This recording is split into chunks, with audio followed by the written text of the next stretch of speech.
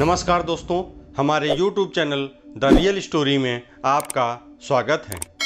आज हम बात करेंगे रामवृक्ष बेनीपुरी के जीवन परिचय के बारे में। रामवृक्ष बेनीपुरी का जन्म 1902 ईस्वी में बिहार के मुजफ्फरपुर जिले के बेनीपुर नामक ग्राम में हुआ था। इनके पिता श्री फूलचंद्र एक साधारण किसान थे। बचपन में ही इनके माता पिता का देहांत हो गया था और इनका लालन पालन इनकी मौसी ने किया।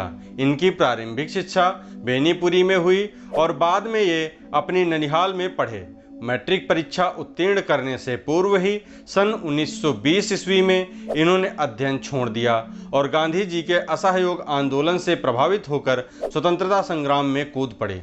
आगे स्वाध्याय के बल पर ही इन्होंने हिंदी साहित्य की विशारद परीक्षा उत्तीर्ण की।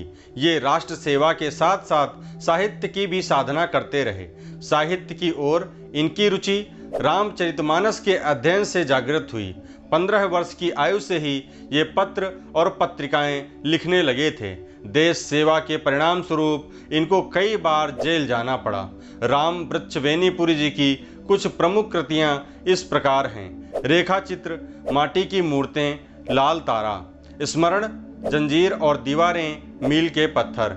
रामवृक्ष बेनीपुरी जी की कहानी, चिता के फूल, उपन्यास, पतितों के देश में, यात्रावृत्त, पैरों में पंख बांधकर और उड़ते चले, नाटक, अम्बपाली, सीता की माँ, रामराज्य, निबंध, गेहूं और गुलाब, वेदवाणी, विनायकों और मसाल, जीवनी, महाराणा प्रताप, जयप्रकाश नारायण, कार्ल मार्क्स, आलोचना, विद्यापति पद्मावली और बिहारी सतसई की सुबोध टीका, संपादन, तरुण भारती, कर्मवीर बालक, किसान मित्र, कैदी, योगी, नई धारा, चुन्नू मुन्नू, जनता और हिमालय।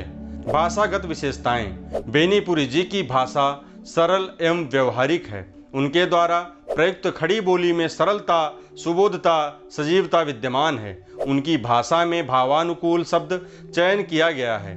बेनीपुरी जी की भाषा में संस्कृत के तत्सम शब्दों के साथ साथ तद्भव, देशज तथा अंग्रेजी एवं उर्दू के शब्दों का भी प्रयोग किया गया है। उनकी भाषा में लोकोक्तियां एवं मुहावरों का भी प्रयोग किया गया है, जिससे भाषा की अभिव्यक्ति क्षमता में वृद्धि हुई है। बेनीपुरी जी की रचनाओं में लाक्षणिक और अलंकारिक भाषा भी उपलब्ध होती है। बेनीपुरी जी ने छोटे छोटे वाक्यों का प्रयोग करते हुए भाषा की व्यंजकता को बढ़ाने में सफलता पाई है। हिंदी साहित्य में स्थान: एक उत्कृष्ट निबंधकार, समर्थ रेखा चित्रकार, कुशल राजनीतिज्ञ एवं यशस्वी पत्रकार के रूप में बेनीपुरी जी हिंदी साहित्य जगत में चिरस्मरणीय रहेंगे। राष्ट्र सेवा के साथ साथ साहित्य सेवा करने वाले महापुरुषों में वे अग्रणी हैं। रेखा चित्र विद्या को समृद्ध करने में तथा साहित्य की विद्याओं में अनेक कृतियां लिखकर उन्होंने हिंदी की महान सेवा की है। तो दोस्तों, ये रहा रामवृक्ष बेनीपुरी जी का जीवन परिचय। और अधिक वीडियोस देखने के लिए हमारे YouTube channel the real story को सब्सक्राइब करना ना भूलें। धन्यवाद।